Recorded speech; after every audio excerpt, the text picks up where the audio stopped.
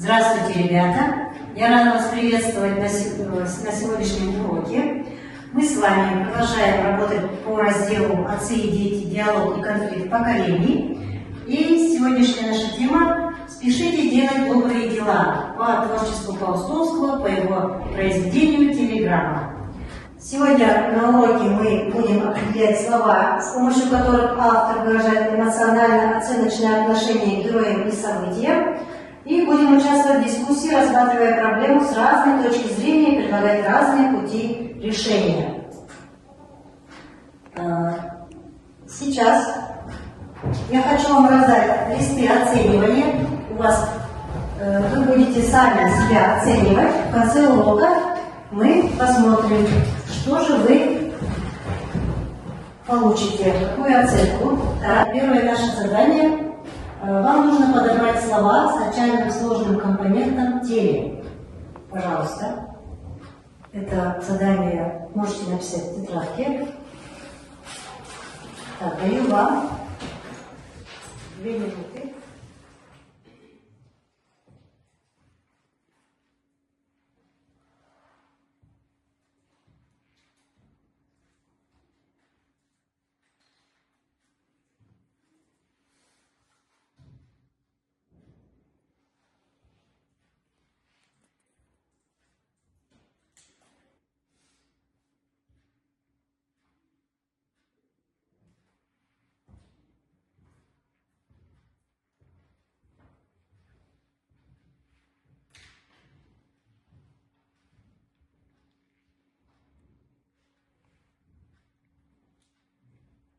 Время у нас уже все закончилось. Пожалуйста, Мирас. Сколько слов получилось у тебя? 7 слов. Телеграмма, телевизор, телефон, телеканал, телепередача, телеграф и телевидение. Хорошо, спасибо. Камила. У меня вышло 6 слов. Телеграмма, телефон, телеканал, телеграмм, телерадио, телевизор. Угу.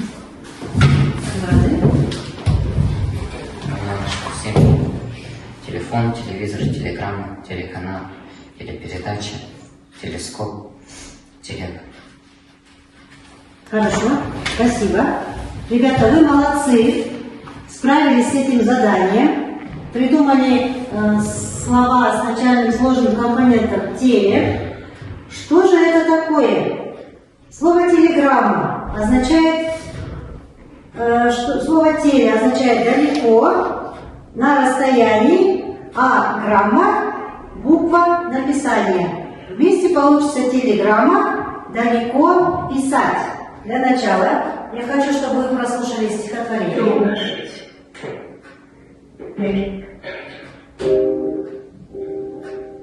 Нет счастливее нас, чем жива.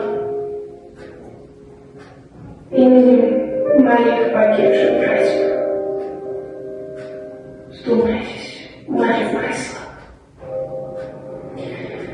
Как бы не манил вас бег событий, как не влек вы в свой водоворот, пуще глаза маму берегите. Ребята, мы с вами посмотрели видео, прослушали стихотворение Расула Гамзатова «Слово о матери». Теперь давайте поговорим с вами. Как вы думаете, почему поэт пишет, что счастлив тот, у кого есть мать? Пожалуйста, Камила. Мне кажется, поэт пишет «счастлив тот, у кого есть мать», потому что мама – это самый ценный человек для людей. И это такой дорогой человек, которого нужно ценить и любить, и он, можно сказать, главный герой в его жизни. Поэтому люди счастливы, если у них есть мама. Хорошо, спасибо, Камила. К чему призывает поэт? Пожалуйста, Мирас. По моему мнению, поэт призывает любить и оберегать свою мать. Да, хорошо, спасибо. Как вы думаете, каким образом может быть связано стихотворение с нашим сегодняшним уроком? Я думаю, сегодня мы будем проходить о матери. Так. Будем говорить о матери, да?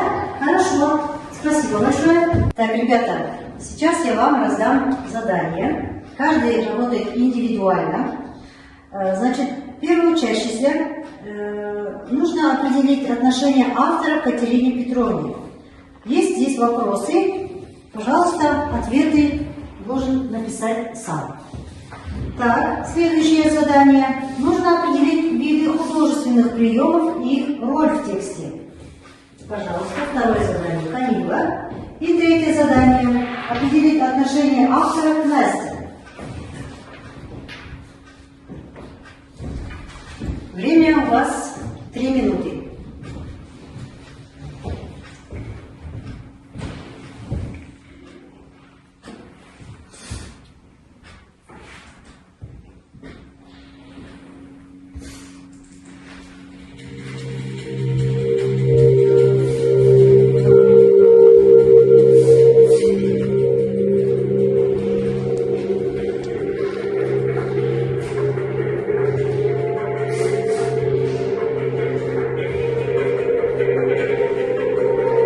Пожалуйста, Мирас. Первый вопрос, да? Первый вопрос, какое отношение к Катерине Петровне? Одинокая, старая, забытая родной дочерью, беспомощная, долго обвязывала голову теплым платком, впервые за этот год вышла из дому, позабытые звезды пронзительно смотрели на землю. Хорошо, спасибо. Второй вопрос, выразительные средства и роль. Выразительные средства. Сравнение. Она посадила дерево девушкой-хохотушкой, эпитеты старый, шершавый, озябший, бесприятная ночь. Олицетворение озябший, ему некуда было уйти. И метафора смерть забыла дорогу ко мне. Роль передает чувства автора, затрагивает глубокие эмоциональные чувства читателя. Хорошо, спасибо. И третий вопрос, отношение к Насте. Вопрос, через какие строки письма теплится надежда автора на человечность Насти. Наглядно, родной и дорогой человек, смысл жизни, через письмо автор еще надеется на человечество дочери Милды. Но внутри ничего не было видно, одна жестяная пустота. Настя, которая ждет мать, называет ее ненаглядной, не отзывается, не пишет, не ищет встречи. Хорошо, спасибо. Дома вы прочитали этот рассказ, я вам задавала его на дом, поэтому вы у меня так хорошо знаете ответы на эти вопросы. Большое спасибо. Так, ребята, время у вас закончилось. За что художники дали Насте имя Сольвей? Пожалуйста, Нурадын. Настя работала секретарем в Союзе художников, художники звали ее Сольвей. Так, хорошо. Есть кто дополнит? Пожалуйста, Мирас. Почему же? Они ее называли Сольвей за русые волосы и большие серые глаза. Ага, хорошо. А почему именно Сольвей? Кто мне ответит? Пожалуйста, Камила.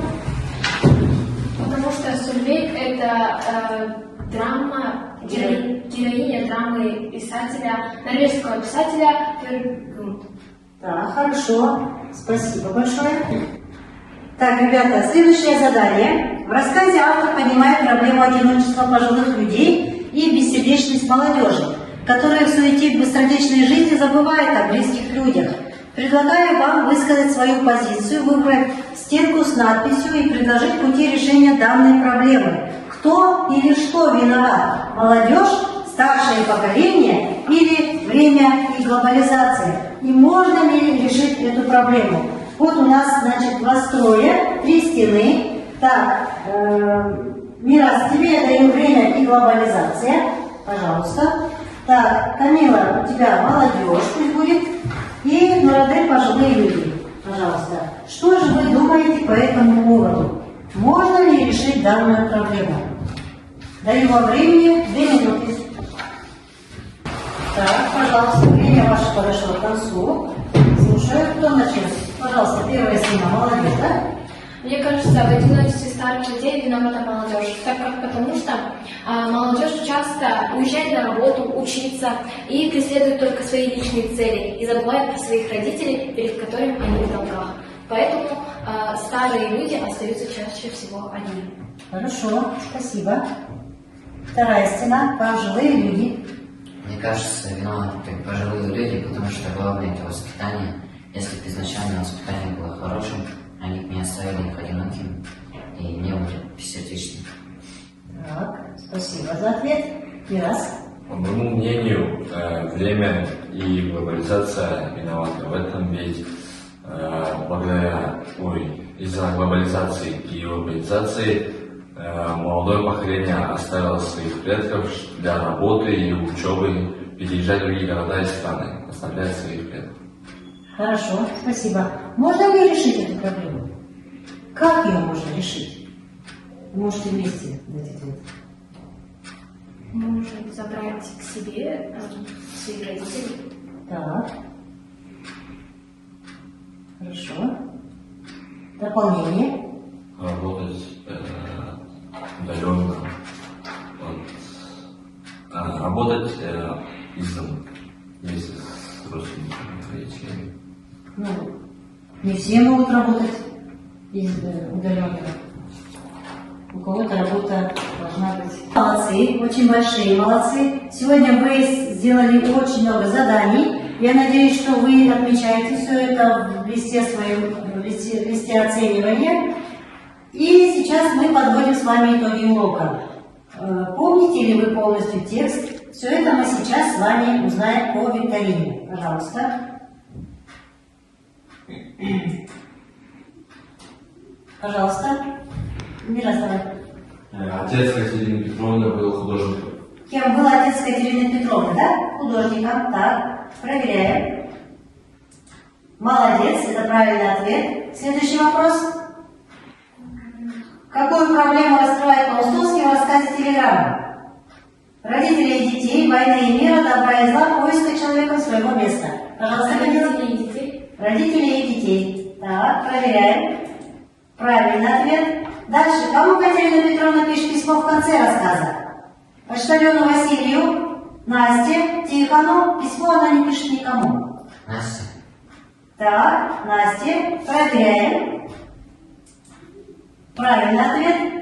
Как ласково назвала Екатерина Петровна свою дочь в письме? Милая моя, ненаглядная моя, душа моя, голубка моя. Мирас? Ненаглядная. Ненаглядная моя. Так, проверяем. Правильный ответ. Как художники назвали Настю? Хельга, Ингрид, Сольвейг. Сольвейг. Сольвейг. Так, проверяем. Правильный ответ. Как Настя узнает о смерти матери? Через телеграмму от Тихона, через письмо, через почтового курьера, через телефонный звонок. Через телеграмму Тихона. Через телеграмму Тихона. Народель отвечает. Так, проверяем. Правильный ответ. Молодцы, ребята. Вы ответили на все вопросы очень верно. У нас рефлексия. Пожалуйста. Мирас, первый вопрос тебе. Что было трудно? Трудно ничего не было, все было очень просто и весело. Так, хорошо. Спасибо. Следующий вопрос. Камила, тебе. Кому хочу сказать спасибо? Я хочу сказать спасибо первоначально вам, потому что вы устроили такой интересный урок, и своим одноклассникам, с которыми было приятно работать. Спасибо. И следующий вопрос, Мураде. Что удалось лучше всего? Лучше всего удалось подавать слова, начальным службам внешних и делать, скажем, высказывание позиции. Хорошо, спасибо. Так, ребята, домашнее задание. Вам нужно будет прочитать рассказ полностью до конца и ответить на вопросы в конце учебника. Большое вам спасибо. До свидания. Урок окончен. Хорошо, ребята. Лист оценивания у вас уже готов. Я вижу, да? Как вы себя оценили? Пожалуйста, Мирас. Очень. Вы должны были ответить на вопросы. Полные ответы у вас 2 балла, неполные 1 балл. Сколько баллов у тебя получилось, Мирас? 8 баллов. Хорошо, прекрасно. Камила, у тебя? 9 баллов. Мурадель? 8 баллов. Прекрасно. Значит, это ваши оценки за сегодняшний урок. Это домашнее задание. Вам нужно будет прочитать рассказ полностью до конца и ответить на вопросы в конце учебника. Большое вам спасибо. До свидания. Урок окончен.